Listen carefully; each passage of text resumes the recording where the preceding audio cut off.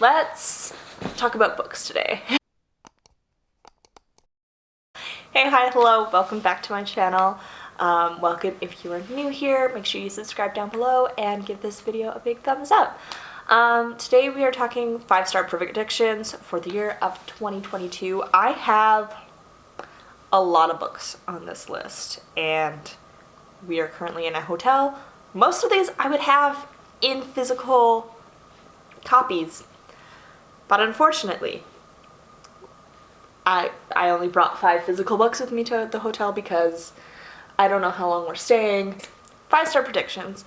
I'm gonna start off with books that are standalones or the first in a series that I don't own the second books to, and then I think that I won't read the rest of the series. So start off with the only physical book that we have, and that is The Ickabog by J.K. Rowling. Don't really know a lot about this book, but I know that it was published to kind of get people through the quarantine, and I love J.K. Rowling's writing, and like I'm obsessed with Harry Potter. So my mom bought me this for Christmas, and yeah, I think because I hold Harry Potter in such a like special place in my heart that I have really high hopes for this book, and if it's not at least a 4-star, we're gonna have some issues. Don't really agree with some of the politics that J.K. Rowling's finding herself in right now, but I had to mention that book. The next book that we have, I don't know the author offhand, but it's A Dog's Purpose, and I know that this is the first in a series. I believe it's a trilogy. However, I didn't know that when I made this list, and therefore it's on the standalones side, and I don't, if it ends really well for me, I don't know that I'll pick up the rest of the series. So we're just gonna leave it there. Love the movie. I cry every time I watch it. I've also seen A Dog's Journey, and I think there's a third one that's gonna get made. Don't quote me on that, but yeah, I love both of the movies, and I'm just excited to read it because it's been on my bookshelf for, gosh, like 5 years, and I've never read it, and liking the movie so much, I'm like, how bad can the book be? The next up, we have a classic, and that is Dracula by Bram Stoker, and I am so excited to read this one, hopefully in September, October time. I have the physical copy of it. Yeah, I was in a play for Dracula in high school. That was one of my last plays, I think, and I'm just excited. I am obsessed with all things like fantasy and like supernatural and that kind of thing, and I'm just very excited to read it. The next up, we have another classic. I do have a physical copy of this book, but it is from the 1800s, and I do not want to risk it getting wrecked or ruining like the mint condition that it's in, so I'll probably like have it on hold with Libby, and I'll probably just try to read it online, and that is Black Beauty.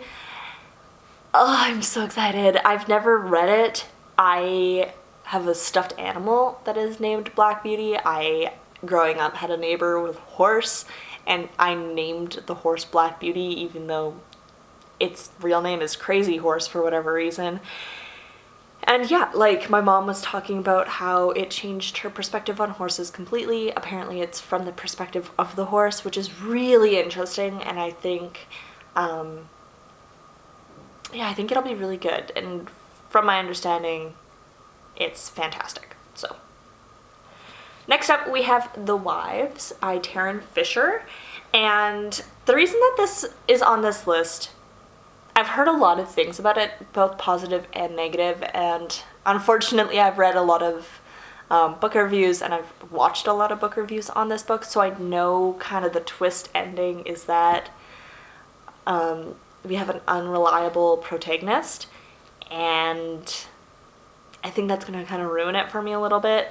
But I think being able to go into this book with that prior knowledge might actually be like, hopefully it'll be like an extra I know this, I know what's going to happen, so maybe it won't disappoint me so much in the end, depending on how it's written. So, it's on my bookshelf. I'm very excited to read it, and I think it'll be a quick read, so that's part of the reason why it's on here. Next book we have on this list is The 22 Murders of Madison May by Max Barry. I have no idea what the, like, obviously it's probably about murders, and it's probably about, like, this girl named Madison May who's a serial killer because she's killed 22 people. But it just looked so interesting, and it had such a vibrant, like, happy-go-lucky little cover, and I was like, you know what? When the time comes, I think if I'm needing a book like this, it'll probably be a 5 stars. So I just put it on my 5-star predictions. Next up, we have Ariadne by Jennifer Saint, and I have heard such good things about this. And it looks like something that I'll be interested in, so I put it on the list. And the next 2 books we have are both by Madeline Miller, and the only reason that these are on this list, well, there's 2, is because I've heard such good things about it by readers that I trust, and I have also fallen in love with Madeline Miller's writing, and it only took me reading The Song of Achilles once in order for me to, like, make her one of my favorite authors, and that is the only book of hers that I've read. So we have Circe and Galatea? I don't know how that last one's pronounced, but they're both on this list, and I'm very excited to get my hands on them. I'll probably read them strictly through Libby, but I'm so excited because I love this author, and I love how her voice as an author is amazing, and I don't see how she can go wrong. Like, it would take a lot for me for her to go wrong. So, with that being said, let's get into the sequels, or the first books in a series that I know that I'll probably finish. So, first we have Ready Player 2 by Ernest Cline. Earlier in 2021, I read Ready Player 1, and it was amazing. It started off as, like, a really hard book to get into because of the writing style. I had just read a lot of fast-paced books, and this one took a little bit more around world building and, like, setting the scene, and took a long time to kind of introduce us to the characters and their motives and the world that we're living in, and I came to really appreciate it by the end of the book because it really does play a part, this new world order type of thing. And I have heard such bad things about this book. I have heard that it doesn't need to be written, and I have said that personally about other books that authors have published, like a series, and then 5, 10, 15 years later they're like, wait, I have more to say, and what they have to say did not need to be said. So, hopefully this is not the case. I've heard terrible, terrible, terrible things, but I'm reserving a little bit of hope because I love Ernest Cline's writing so much. We're not even going to put any negatives into this. If when I read it, I don't love it, I'm going to be disappointed, and that's that. Next up, we have Eye of the World by Robert Jordan. I have heard amazing things about this series, and I'm very excited. I don't know how long it'll take me to finish it, and I've heard that it can be difficult to get into, but I am willing to invest my time, and if need be, then I'll just listen to the audiobooks. I like to reserve that strictly for nonfiction. Who knows? Maybe I'll go on a, like, little road trip just to listen to this book. Next up, we have Throne of Glass by Sarah J. Maas, and I have not read a single book of hers. So, the only reason that I even know about her writing and really, like, decided, okay, I'll write or read one of her books is because of BookTube. And so I got a physical copy of Throne of Glass, and I was like, you know what? We're just gonna give it a go. It's on my bookshelf anyways, and I've heard such good things about her writing, so made it onto the list. The next book is City of Bones by Cassandra Clare, and let me tell you, I have read the second, third, and fourth book in the City of Bones series, if you can call it a series. It's more like its own library at this point. She just bangs out books like none other. I liked them, And then I realized that there was a first book that I was missing. And so I kind of stopped reading the series after that because I was like, well, I don't know when I'm going to get my hands on this first book. And then I found the entire series except for the first book, and then I found the first book on Libby, and now I am waiting for the first book to go into my holds, or my loans, so that I can read it. But yes, I have very high hopes because she is an author that everybody raves about, and I'm very excited about it.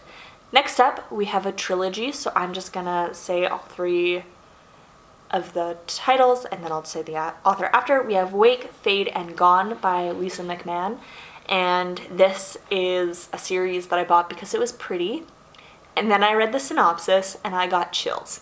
And if I can get chills from a 2-sentence synopsis, I have high hopes. And hopefully it is executed perfectly, because if it is not, I'm gonna be disappointed. We're just gonna leave it at that. Next up we have The Hobbit, followed by the entire Lord of the Rings trilogy. So we have The Fellowship of the Ring, The Two Towers, and The Return of the King by J.R.R. Tolkien. And I have read The Hobbit in the past. Well, more like when I was in high school, my mom read the book to us as kids.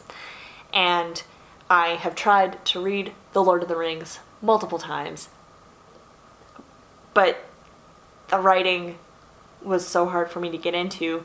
So I feel like if I read this while I'm reading Ready Player 2, where the writing is kind of similar, and like, don't quote me on that, but for me, I feel like the writing's quite similar. Ernest Cline and J.R.R. Tolkien are both very descriptive authors, and you can't really knock them for it because they're creating this world, basically.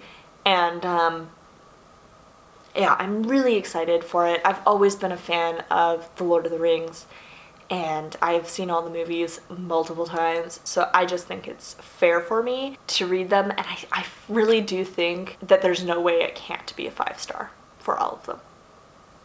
So, there's that. Next up, we have another series, which is the Maze Runner series. So we have The Maze Runner, The Scorch Trials, The Death Cure, The Kill Order, and then we also have The Fever Code by James Dashner. And again, another series that I tried to get into that I couldn't. And I kind of DNF'd it, and I want to give it like an actual good old college try. So we're going to give it another go. And if it doesn't go well, I'll just scratch it, give the books back to my sister because they're not actually mine, and free up that space on my bookshelf. And if they are, great. I'll probably just keep them. Sorry, Julianne. I'll buy you a new set or something. I'll buy myself a new set and give you back your books. And then finally, we have one more trilogy, which is The Testing, Independent Study, and Graduation Day by Joelle Carbonneau. I love The Testing. I already gave it 5 stars, but I want to reread it. So we're counting this as a fresh read because I didn't have my hands on the remaining trilogy, and I read this book probably about 7 years ago. So we have 28 books that I gave 5-star predictions to. That's a lot. My reading goal for this year is 50, so if I can read all of these, then that still gives me 22 books to just read. Yeah, and if I don't get to all of them, that's fine. I can always read them next year. Okay, there we go. Now we're back in focus.